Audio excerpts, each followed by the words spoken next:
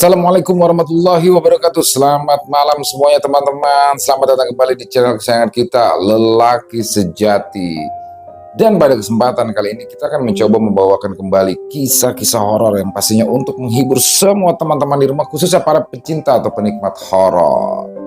Dan buat teman-teman semua yang sudah setia untuk mendengarkan kisah-kisah kami dan sudah berkomentar, kami ucapkan terima kasih sebesar-besar karena kalianlah kami terus berkarya. Oke, lanjut aja, kita langsung masuk ke dalam kisahnya. Kali ini kisahnya tentang apa ya? Tentang seorang ibu ya.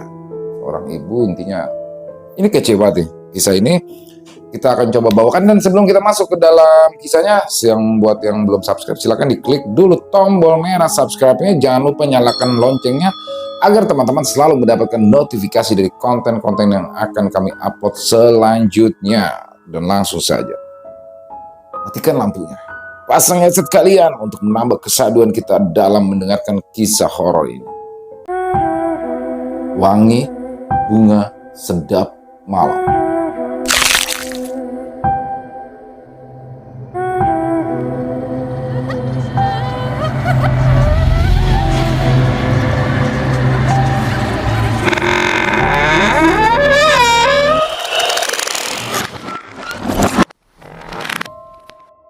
Semenjak 3 tahun lalu, Lebaran sudah berbeda. Ibu kini sudah tidak ada lagi bersama kami. Tuhan telah memanggilnya di awal tahun 2021. Beliau akhirnya kalah oleh komplikasi diabetes jantung dan gagal ginjal. Ya, aku sudah hampir 8 tahun tidak tinggal berdekatan dengan kedua orang tuaku. Perjalanan hidup membawaku tinggal di kota lain yang berbeda provinsi. Mereka tinggal di Jakarta, dan justru aku yang pindah tinggal di daerah. Maka dari itulah, di setiap lebarannya, jika banyak orang pulang kampung, aku dan keluargaku justru akan pulang ke kota. Karena janggal juga ya jika menyebut ibu kota Jakarta kampung. Nah, di hari raya Idul Fitri atau Lebaran merupakan momen yang sangat spesial bagiku.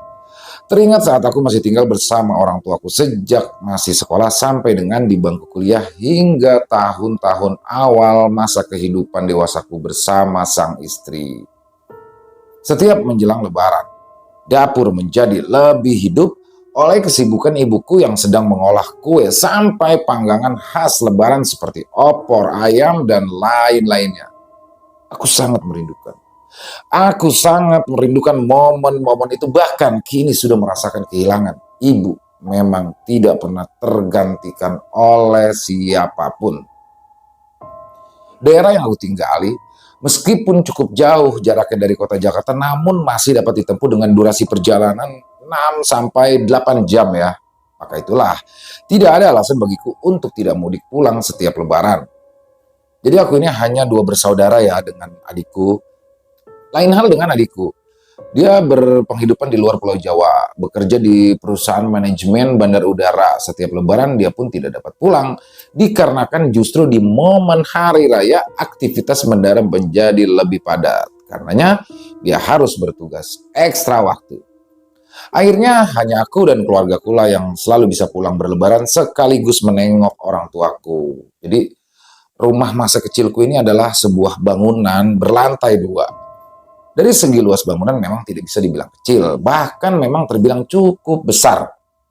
Dahulu saat aku dan adikku masih tinggal di rumah ibu ini tidak pernah sepi. Karena aku maupun adikku sering sekali membawa teman-teman karib sekedar bermain, bahkan ada juga yang sampai bermalam lebih dari sehari. Jadi rumahku ini bisa dibilang seperti rumah singgah ya. Tapi akan hal itu orang tuaku tidak pernah berkeberatan. Bahkan ibu kelihatannya malah senang rumah menjadi ramai. Ibu memang berlatar belakang dari sebuah keluarga besar. Ia merupakan anak ketiga dari 8 bersaudara. Mungkin itulah yang membuatnya merasa senang apabila di rumah kami banyak orang. Nah, ayahku saat masih aktif bekerja di jabatan di kantor lumayan tinggi. Penghasilannya pun terbilang lebih dari cukup.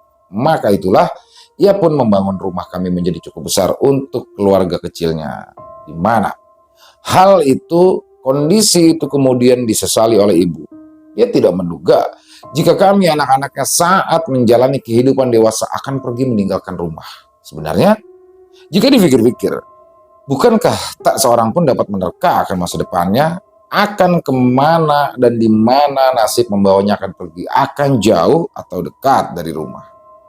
Rumah ini terlalu besar buat kami berdua. Demikian keluh kesah ibu yang sering sekali ia sampaikan dikala ia merasa kesepian. Waktu itu aku sebenarnya sudah berencana pindah kembali ke rumah masa kecilku, mengingat anakku yang paling besar sudah SMA dan akan berencana berkuliah di Jakarta. Mata pencarianku pun sebagai pengusaha juga tidak terikat peraturan siapapun. Aku sudah sampaikan perihal ini ke ibuku dan dia merasa sangat senang sekali mendengarnya. Namun sayang seribu sayang. Di saat aku akan kembali pulang ke rumah, justru ibukulah yang pergi. Oh. Di hari saat ibu meninggal, malamnya, setelah ibu dikebumikan, aku dan adikku beserta istri kami masing-masing mengadakan semacam rapat kecil ya. Membahas siapa yang akan menemani ayah sepeninggal ibu. Mengingat umurnya juga sudah cukup sepuh. Pastinya ada hal yang tidak akan dapat dikerjakannya sendiri. Lagi pula rumah ini pun terlalu besar jika hanya ditinggali oleh seorang kakek-kakek.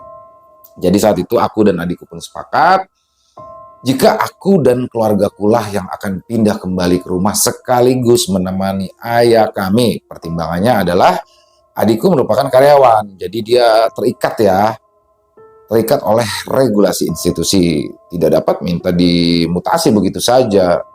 Jadi yang paling realistis untuk pindah ya sesegera mungkin adalah diriku. Dikarenakan profesi sebagai wira swasta atau pengusaha, namun dikarenakan usahaku yang berada di daerah, jadi aku juga tidak dapat serta-merta untuk pindah lah ya, untuk meninggalkan usaha yang memang sudah berjalan. Kepindahan ini harus berproses tahap demi tahap. Sejalan dengan itu, sampai saat ini pola aktivitasku menjadi nomaden. Jadi dalam sebulan 2 minggu di daerah, 2 minggu di kota. Jadi bolak-balik. Meskipun aku tinggal di daerah selama 8 tahun terakhir ini, bukan sama sekali aku tidak pulang ke rumah. Setidaknya jeda 3 bulan atau paling lama 6 bulan sekali aku ada saja untuk pulang ke rumah.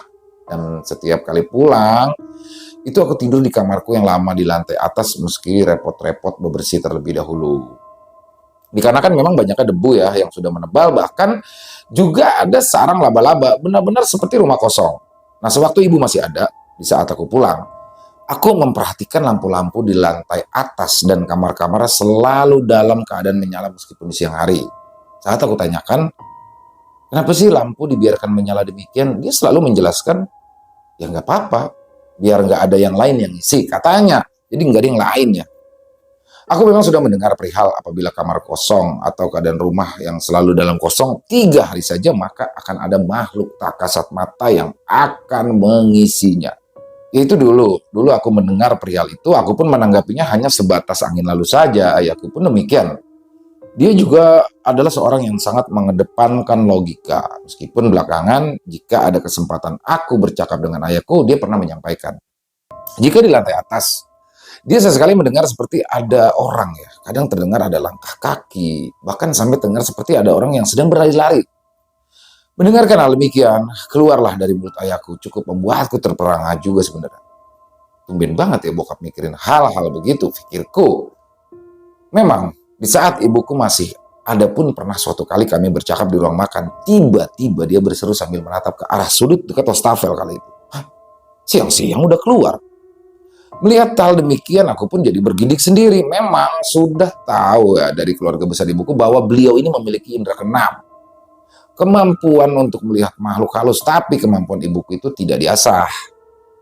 Hanya sekedar menjadi ciri khasnya lah ya yang membedakan dia di antara saudara-saudaranya yang juga orang kebanyakan, maksudnya juga orang yang memiliki ketajaman indera ya. Jadi biasanya akan menjadi semacam cenayang atau semacam apa ya, orang pintar lah ya, seperti biasa orang lain menyebutnya. Tapi tidak dengan ibu. Dia ini merasa biasa-biasa saja, bahkan sebenarnya cenderung dengan penakut ya. Kata ibuku, di ruang makan ada sosok yang berwujud seperti bayangan hitam. Meski berbentuk manusia, sosok itu kerap keluar atau muncul kemudian hilang saja di sudut ruang makan. Sebagaimana aku sampaikan sebelumnya. Tapi lain halnya di dapur ya. Dia bilang di dapur itu ada sosok putih. Pertama, aku tidak mengerti sosok putih apa sih yang dimaksudkan ibu. Hingga suatu hari saat aku sedang berkunjung ke rumah, saat itu kala subuh ya, subuh aku pun terbangun dan bersiap melaksanakan sholat subuh. Di lantai atas ini tidak terdapat kamar mandi. Jadi kamar mandi ini hanya ada di lantai bawah, tepatnya di bagian dapur. Maka aku pun harus turun ke ruang bawah. Jadi untuk mengambil air wudhu sekalian ya terlebih dahulu buang hajat dan membasuh muka dengan air untuk mengusir rasa kantuk yang masih tersisa. Di saat air kukucurkan dari keran. Kala itu di antara suara gemericik air, aku pun mendengar suara lain dari luar. Bruk, bruk. Telinga kiriku mulai menangkap suara tersebut. Aku merasa heran, bertanya sendiri, suara apa gerangan? Untuk memperjelasnya, aku pun mematikan aliran air dari keran. Suara itu tiba-tiba tidak terdengar. Kunyalakan lagi keran, kembali lagi terdengar. Bruk, bruk. Bahkan, kali ini suaranya semakin dekat dengan pintu kamar mandi. Otakku mencoba mencerna. Itu adalah seperti suara orang yang sedang melompat-lompat. Tapi siapa yang melompat-lompat di subuh hari dan di dapur? Aku pun coba mengabaikannya, tetap melanjutkan mengambil air wudhu, kemudian suara itu pun terdengar lagi. Bruk, bruk. Kali ini semakin jelas. Suara seperti ada yang melompat-lompat itu pun berhenti tepat di pintu kamar mandi. Heran. Padahal, sebagaimana ayahku, aku juga termasuk orang yang sangat mengedepankan logika. Aku tidak mudah percaya pada sesuatu di luar nalar yang berkenaan dengan hantu, setan atau sejenisnya. Tapi suara itu membuat bulu kuduku meremang berdiri. Aku pun merasa was-was, menduga-duga akan apa atau siapa yang sepertinya saat itu sudah berdiri persis di kamar mandi di depan pintu kamar mandi. Dan saat aku membuka pintu kamar mandi, kukumpulkan nyali terlebih dahulu. Jantungku berdegup kencang, namun ketika aku buka pintu kamar mandi, dengan cara segera aku tidak melihat siapapun di sana. Pada malam tertentu, aku juga kerap terbangun karena mendengar seperti ada suara orang yang melangkah lalu lalang di luar kamar. Nah, pada awalnya aku kira itu adalah ayah atau ibuku. Aku panggillah mereka. Pah, mah, tak ada yang membalas menyaut. Lalu aku membuka pintu. Tak ada juga siapa-siapa. Pernah juga saat ada suara seperti orang sedang berjalan, itu aku sengaja hanya mendiamkan, mencoba tidak menyapa. Namun kemudian, pada bagian bawah celah pintu, aku melihat bayangan kaki yang sedang berdiri saja persis di depan pintu kamarku. Lalu, dengan hati berdebar, aku menunggu. Apa yang selanjutnya terjadi? Ternyata sosok itu ya, bayangan itu hilang begitu saja. Demikian. Jika mendengar langkah-langkah atau melihat sosok bayangan depan pintu kamar, akhirnya ya sudah aku diamkan saja. Lama-kelamaan rasa takutku pun berkurang. Aku sepertinya sudah mulai terbiasa atau bahkan seperti sudah saling mengenal ya. Sekali waktu ibuku bercerita, dia minta dicarikan sesuatu di kamar gudang kepada seorang pemuda tetangga. Jadi kamar gudang itu letaknya juga di lantai atas. Namun, yang terjadi kemudian, pemuda itu pun turun tangga dengan lari terbirit-birit. Ibu bertanya, ada apa? Pemuda itu pun menjawab dengan gemetar bahwa sedari awal masuk kamar gudang, hawa itu sudah berbeda. Dia merasakan hawa panas yang berlebih, juga lembab. Saat mencari-cari barang yang dia maksud, dia tidak merasa nyaman, seperti ada yang memperhatikan. Namun, yang kemudian membuatnya sontak lari terbirit-birit, karena merasa tidak kuat adalah dia melihat sebuah boneka berkarakter anak perempuan, tangannya bergerak seolah melambai-lambai kepadanya. Aku menduga, boneka di gudang itu adalah kepunyaan anak perempuanku saat ia masih balita. Jadi sebagaimana aku sampaikan, awal-awal menikah sampai anak perempuanku duduk di sekolah dasar kelas 3, aku sekeluarga memang sempat tinggal di rumah orang tua, bersama orang tuaku ya. Nah sekarang ini untuk sementara aku pun menjalani pola hidup nomaden. Aku membagi waktu di desa dengan di kota. Anak perempuan pertamaku pun sudah lulus SMA dan sebagaimana rencana, dia pun melanjutkan kuliah di Jakarta. Tinggal tentu saja di rumahku. Nah keberadaan anakku di rumah menjadi sekalian menemani ayahku pasca ibu meninggal ya. Soalnya Tuhan sudah mengatur menjadi sedemikian. Istriku sementara masih di daerah untuk mengurus segala operasional usaha. Saat ini kami sedang mengkaderkan karyawan yang bisa dipercaya agar pada waktunya nanti kami pun bisa pindah sekeluarga dengan kegiatan operasional usahaku bisa dialihkan kepada karyawan yang sudah dipercayakan tersebut. Anakku yang bungsu saat ini masih duduk di kelas 11 SMA atau kelas 2 SMA lah ya. Rencananya saat si bungsu lulus SMA lah, kami sekeluarga baru pindah kembali ke rumah di Jakarta. Di lantai atas rumahku ada 4 ruangan. 2 kamar yang cukup besar adalah dahulu kamarku dan adikku. Lalu 1 kamar yang luasnya tidak terlalu besar, maksud awalnya adalah dijadikan kamar pembantu rumah tangga sekaligus dijadikan ruang untuk setrika pakaian. Nah, 1 ruangan lagi letaknya di ujung adalah difungsikan sebagai gudang. Jadi anakku ini menempati kamar yang dahulu adalah kamarku, sedangkan aku menempati kamar yang dahulu adalah kamar adikku. Nah, suatu malam, sekitar jam 12 malam, aku mendengarnya berteriak histeris. Teriakannya sontak membuatku terbangun dan segera berlari menuju kamarnya. Kenapa, nak? Kenapa? Tanyaku kepadanya. Aku melihat keningnya dibasahi peluh keringat padahal kamar itu ber-AC. Ayah, ada pocong. Jawabnya terbata. Pocong? Tanyaku lagi. Yang benar kamu, nak. Kamu salah lihat. Di mana kamu lihatnya? Lanjutku bertanya memburu. Enggak ya, aku beneran lihat pocong. Pocongnya berdiri di atas kasur, persis di depan aku. Mukanya ya, mukanya. Paparnya saat mengutarakan kalimat terakhir itu aku pun memperhatikan. Mimik wajahnya menyiratkan rasa takut. Lalu dia melanjutkan. Mukanya gelap, hitam, gosong. Terangnya sambil menutup wajahnya dengan selimut. Aku pun berusaha untuk menguatkan hatinya. Sudah, nggak apa-apa. Ada ayah di sini, kamu tenang ya. Ayo kita berdoa untuk minta perlindungan sama Allah. Aku pun menemani beberapa saat sebelum akhirnya kembali ke kamarku. Lalu kukatakan padanya supaya jangan takut. Ini kan rumah kita. Kita yang tinggal di sini, mereka lah justru yang menumpang. Dan kata-kataku itu manjur membuatnya terlihat lebih tenang. Ketika sudah di luar kamar, anakku melakukan hal-hal yang sebenarnya menurutku sendiri tidak logis. Aku berkata-kata sendiri sambil menyapu pandangan sekitar ruang lantai atas. Assalamualaikum. Siapapun kalian, ini rumah saya. Saya yang tinggal di sini, kalianlah yang menumpang. Silakan kalau mau di sini, tapi tolong jangan mengganggu. Kita masing-masing saja. Tapi kejadian serupa ini kembali terulang. Kali ini dialami oleh istriku. Kebetulan istriku ini mulai bisa mencuri-curi waktu pulang ke rumah di kota. Ya 3 atau 2 hari lah ya. Kangen sama si kakak katanya.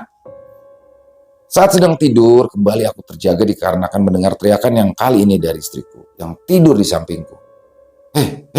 Ada apa sih bun? Ada apa? Seruku sambil mengguncang-guncang pundaknya. Itu ya, di pojok ya. Di pojok ada boneka. Ada pocong sama boneka melayang-layang. Jawabnya dengan setengah histeris. Aku bergegas menyalakan lampu kamar. Dan di saat terang, kulayangkan pandanganku ke pojokan. Tidak ada apa-apa di sana. Mana bun? Gak ada apa-apa, seruku. Ada ayah, tadi beneran ada. Bunda ngeliat pocong berdiri di sana. Mukanya hitam. Terus di sampingnya ada boneka melayang-layang. Balasnya dengan nada gusar karena merasa tidak dipercaya. Ya sudah bun. Biarin aja, kan udah gak ada. Udah tidur lagi aja, berdoa dulu. Balasku sambil menghampiri kemudian membelainya supaya dia tenang.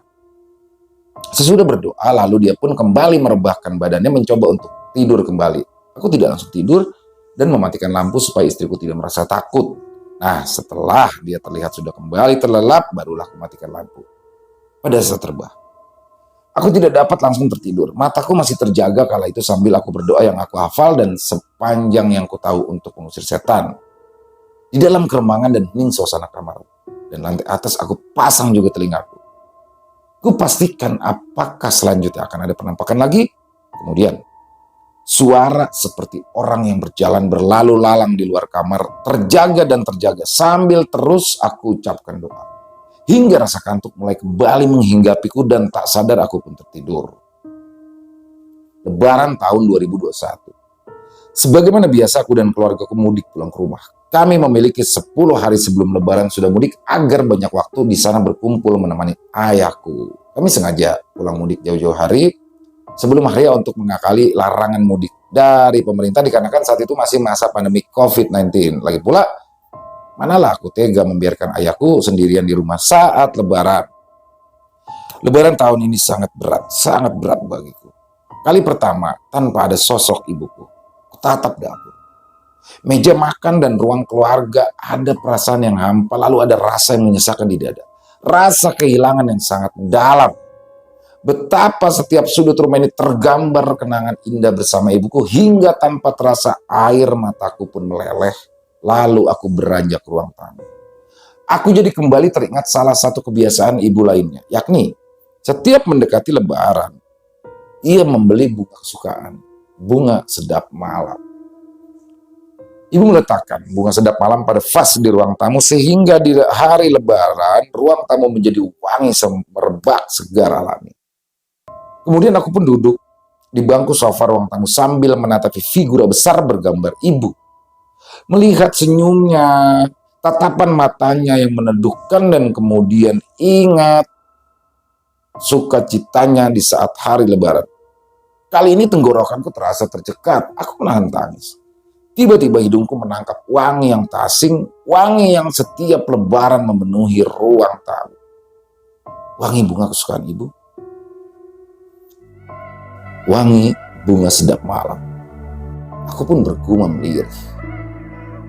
Ibu. Selesai. Oh. Ini kisah ini ya. Sebenarnya lebih mengarah ke sedih ya dibandingkan horornya, tapi lumayan dapat wangi bunga sedap malam yang datang seolah-olah seperti sang ibu yang kembali. Jadi silakan teman-teman diambil hikmah yang baik dan dibuang yang buruk-buruknya. Semoga bisa menghibur teman-teman khususnya para pecinta horor. Buat yang punya komentar lain silakan bisa tulis di kolom komentar. Buat yang suka bisa diklik tombol like-nya. Buat yang belum subscribe silakan bisa diklik tombol merah subscribe-nya. Jangan lupa dinyalakan loncengnya agar teman-teman selalu mendapatkan notifikasi dari konten-konten yang akan kami upload selanjutnya. Ya, saya mengucapkan permohonan maaf apabila ada kata-kata saya yang salah dalam pembawaan kisahnya tadi, dan selalu stay tune on Lelaki Sejati Channel. Masih bersama saya Ilo. Salam sehat, sukses selalu untuk kita semua. Amin, amin, robbal alamin.